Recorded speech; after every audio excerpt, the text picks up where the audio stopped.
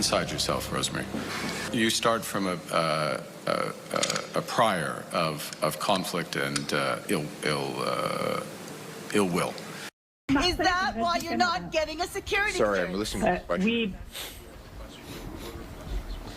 Sorry, there's just a protester here. Go ahead. The follow-up is, how do I know? I understand how the world works. How many people do you think we had last night? Thousands.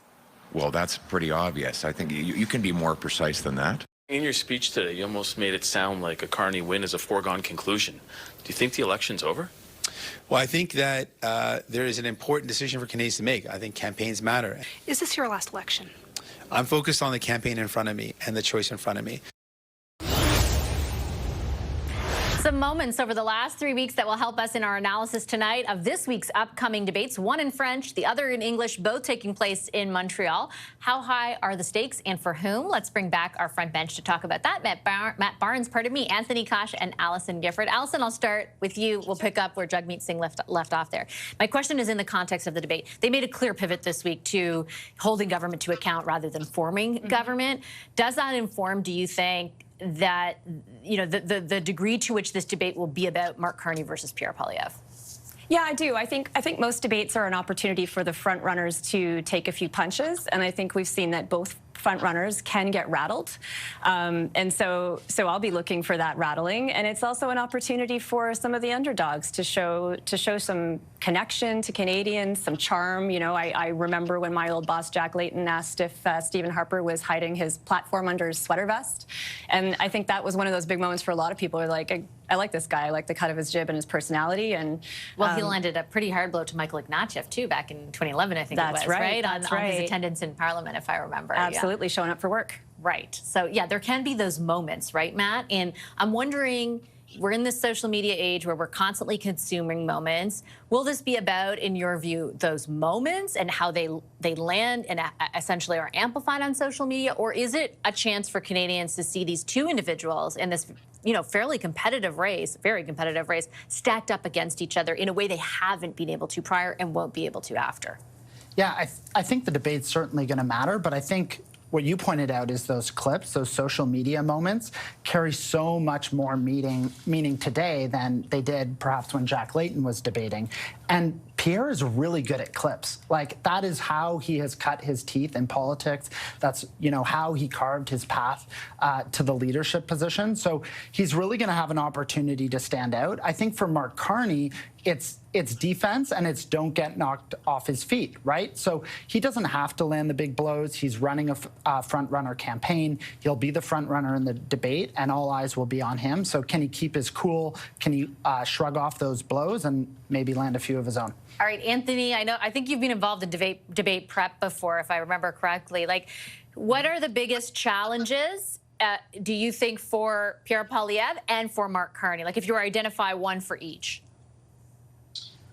I think that, fundamentally speaking, this is the first time that we're going to see these two people actually go head-to-head, right? This is the first Poilievre versus Carney rundown. I think the thing for Carney especially is, right now, his advantage is in large part a function of the complete and utter decline of the NDP.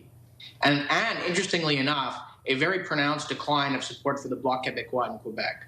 So if I'm Mark Carney, I actually probably think the French debate matters a lot more to me than the English debate. And just to put it a little bit into history, into context here, Justin Trudeau lost his majority government in 2019 because of the post-election coverage of that French debate.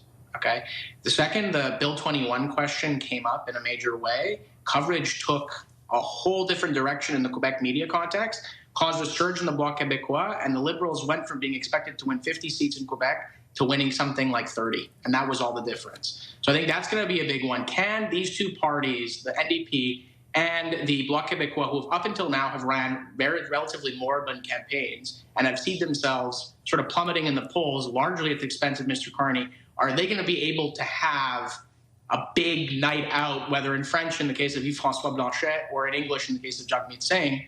Because at the end of the day, when you're the front runner, and right now Mr. Carney is the front runner, people's guns are primarily pointed on you. And this is the thing as well, right? As much as everybody's competing, the party that is set to bleed in the most directions is the Liberal Party. The Liberals can lose votes to Conservatives, they can lose votes to the NDP, and they can lose votes from the Bloc Québécois.